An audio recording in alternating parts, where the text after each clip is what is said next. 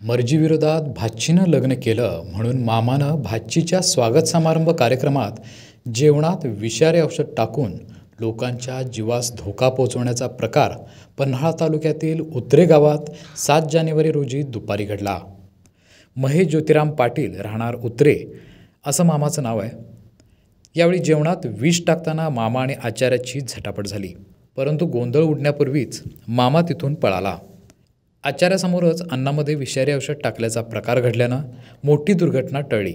याबाबत पन्हाळा पोलीस ठाण्यात गुन्हा नोंद करण्यात आला। महेश पाटील पळून गेल्यानं त्याचा शोध सुरू असल्याची माहिती पोलीस निरीक्षक संजय बोंबले यांनी दिली।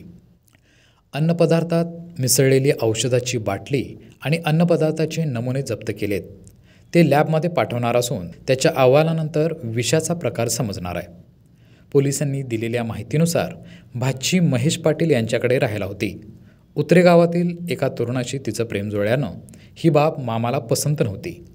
महिन्यापूर्वी मुलाकडून मामाकडे भाचीसाठी मागणी घातली होती, परंतु मामानं लग्नास विरोध केला।